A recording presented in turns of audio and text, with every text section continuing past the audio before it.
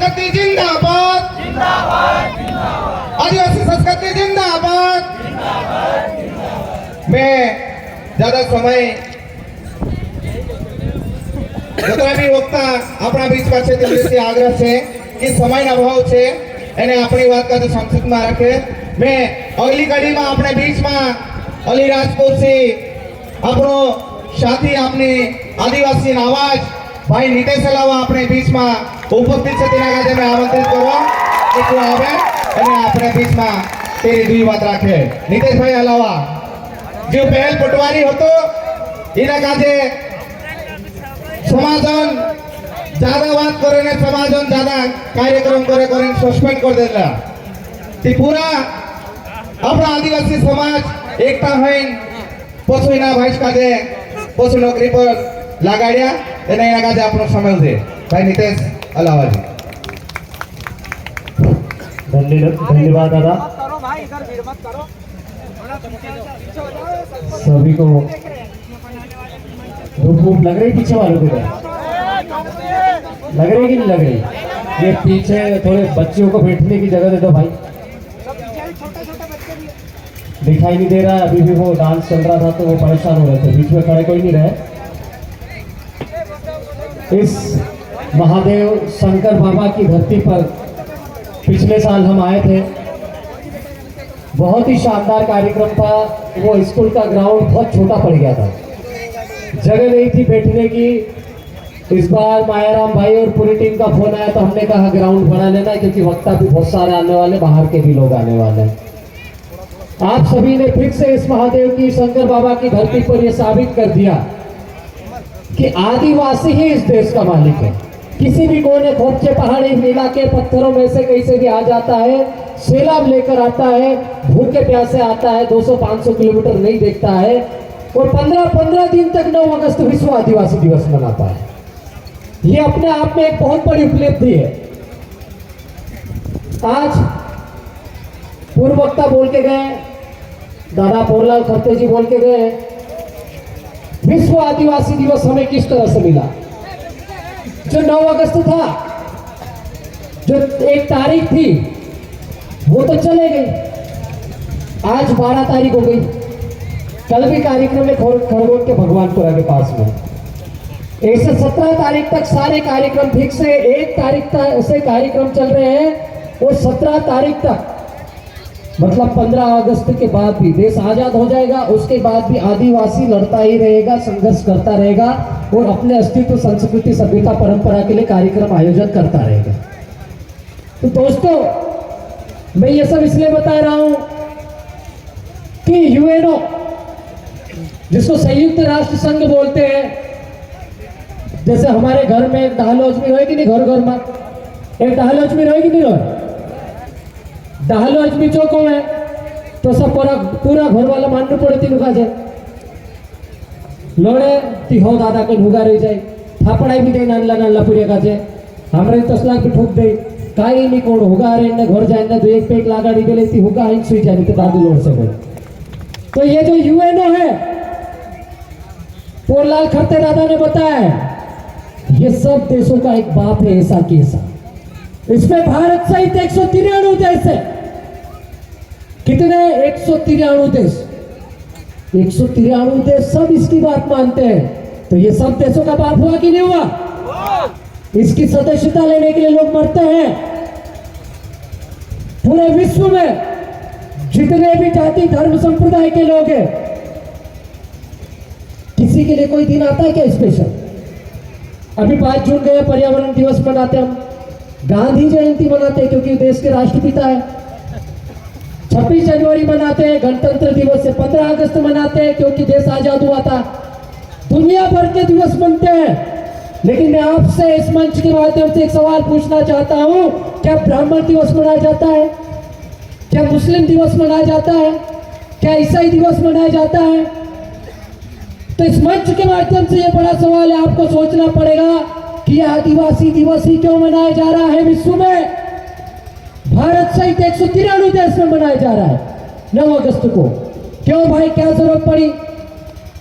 दादा ने बताया है, जब पूरी धरती पर ग्लेशियर पिघलने लगे, तापमान गड़बड़ाने लग गया, कभी भी बारिश हो जाती है, कभी भी तूफान आ जाता है, कभी भी भूकंप के झटके लगने लग जाते हैं। जब ऐसा महसूस होने लग गया, पूरे विश्व के देशों को चिंता होने लगी, डर गए। जैसा हमारे घर में मोहल्ले में झगड़े हो जाते तो बाप दादा बिठाते कि नहीं, गाँव वाले पंच बिठाते, तो वैसे कि वैसे पूरे विश्व के प्रतिनिधि को बुलाया यूएनओ ने, संयुक्त राष्ट्र संघ ने, और सबने चिंतन किया, मंथन किया, ये काई चाल रहे ना देश में, एना विश्व में धरती पछी का हाले, पानी उतरू का पड़े, कहीं तो चाहे पानी नहीं पड़े, बहुत टेंशन में आ गए वो। तो उनको पता चला कि विश्व में जो आदिवासियों की जीवन शैली है, आदिवासी कहाँ रहते हैं, एक घर पलोवा, एक घर पलोवा, कोरोना ते हाँ आवलो, हम तो पहले तो आने वालों ने मन रहे पड़ा पर कोरोना ने बाजार वालों को सिखाया, आदिवासी 5000 सालों से ऐसे ही रह रहा है। जब कोरोना नाम की कोई बीमारी नहीं थी, वो तब कोई जानता भी नहीं था। तो उस कोरोना में भी लोग कच्ची शराब की पक्की दारू पी रहे थे इसके इलाज के लिए, लेकिन आदिवासी जब साइंस पैदा नहीं हुआ था तो वो कच्ची भट्टी वो नदी के किनारे पर बनाकर यही दारू बना के सबको बेच रहा था, और खुद भी जिंदा था, दुनिया को भी जिंदा रख रहा था। आज भी कोरोना में वही दवाई कमा रही थी। तो उस समय से आदिवासियों ने देश को नहीं, विश्व को एक संदेश दिया, जीवन शैली का अनोखा उदाहरण पेश किया। हम लोग क्या करते हैं, ये पूजा पाठ करते हैं, गांव के पटेल पुजारा आते हैं, बड़वा आता है, यही से पत्थर उठाते हैं, 2 पत्थर उठाते हैं, हाथ में तांबे का लोटा लेते हैं, नहीं हो तो कोई सा भी लोटा होगा, पत्थर में नहीं तो पांटे में ले आएंगे, ठाकुर के पांटी में पानी ले आएंगे, थोड़ा सा गाय का गोबर या जो भी गोबर मिलेगा उससे लीपेंगे, थोड़ा से चावल ले लिए, चावल नहीं तो बाजरा ज्वार कहीं भी डाल देंगे, कंकु चावल चढ़ा दिए, और देसी कच्ची की बढ़िया सी 2 धार डाल के एक नारियल फोड़ के कार्यक्रम चालू। यही करते ना। तो विश्व को बड़ा संदेश गया कि आदिवासी झाड़ के भी नहीं काटता है, घर बनाना होगा तो 4 डांडे काट के लाता है, पूरा झाड़ का नीचे जड़ से नहीं काटता है। लेकिन जब फैक्ट्री बनती तो क्या करते हैं, सैकड़ों किलोमीटर के जंगलों को काट देते हैं, सरकारें पूरी बंजर जमीन कर देती है, बड़े बड़े प्लांट लगते हैं।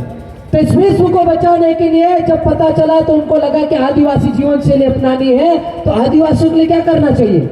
तो उनने एक सर्वे करवाया, सभी देशों को बोला तुम्हारे देश में आदिवासी रहते हैं, बोले हाँ रहते हैं, तो जाओ तुम्हारे आदिवासियों की क्या क्या समस्या है।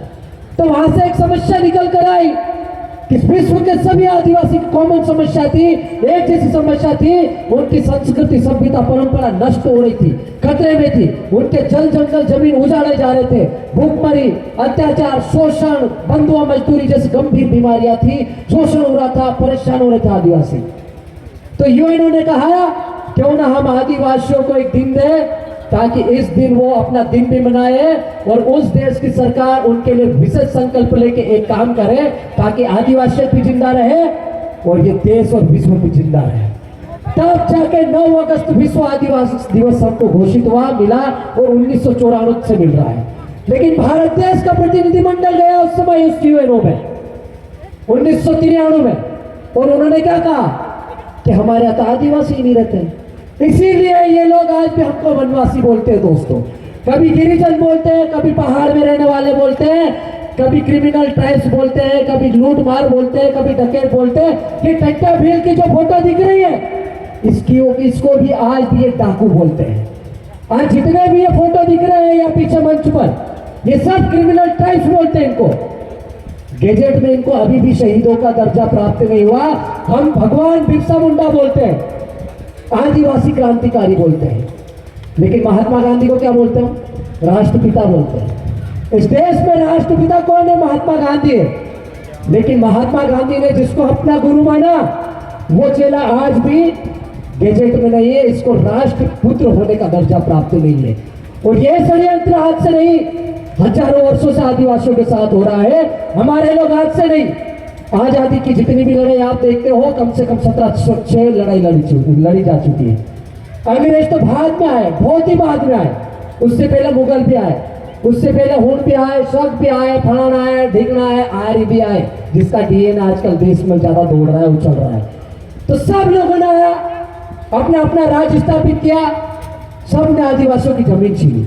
आज भी हमारे गांव में कोई आदमी बाहर से आता है, बंगाली डॉक्टर सब कलकत्ता के हैं, लेकिन डॉक्टर आगे कहाँ बसे? हमारे गांव में बसे।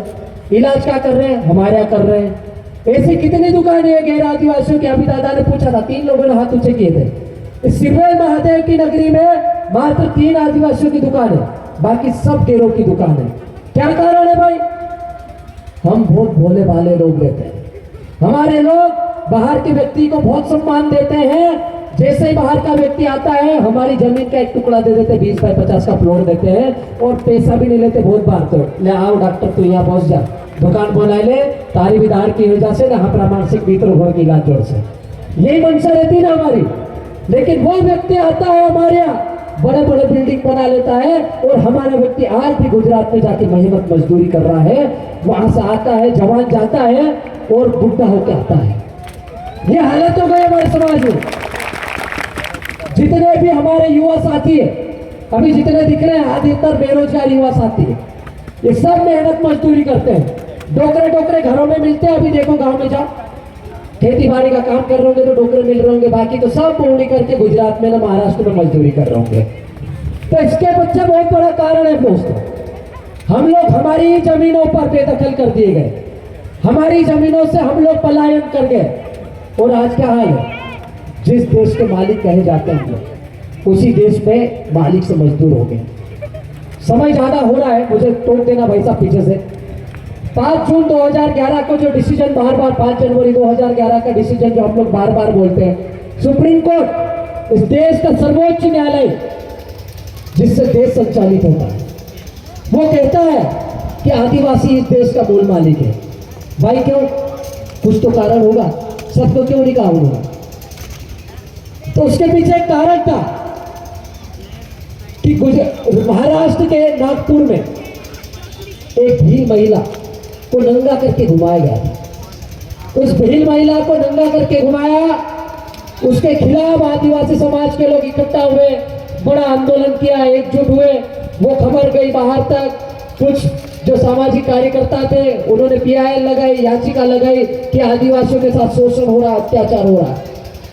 तो सुप्रीम कोर्ट ने इतना बड़ा डिसीजन दिया, उसके बाद उन्होंने बोला कि आदिवासियों के साथ में अत्याचार बंद कर दो। 5 जनवरी 2011 का जजमेंट है। उन्होंने कहा कि इस देश का मूल मालिक, मूल निवासी सिर्फ और सिर्फ आदिवासी है, बाकी सब इमिग्रेट नेशन है, सब बाहर के लोग हैं। कोई धंधा करने आया, कोई दुकान चलाने आया, कोई खेती बाड़ी करने आया, ऐसे करके सब आके बसे हुए। लेकिन हम हमारी जमीन पर आज मजदूर बन के बैठे हैं। बहुत ही बड़ा सवाल है। मैं ये सवाल बार बार आपके दिमाग में इसलिए डालना चाह रहा हूं, इस समाज का जो भविष्य बैठा है, इस समाज का जो संघर्ष बैठा है, ये अंतिम पीढ़ी है और अंतिम संघर्ष चल रहा है। ये जो लोग बैठे हैं, यही पूरे मध्य प्रदेश में संघर्ष कर रहे हैं इस समाज को बचाने के लिए। यदि आप ये सवाल नहीं करोगे और आप इस संघर्ष को छोड़ दोगे, तो आने वाली पीढ़ी को नहीं मालूम है भाई, ये छोटे छोटे बच्चों को भी नहीं मालूम, ना घर में बैठे अनपढ़ आदमी का आरक्षण नहीं मालूम।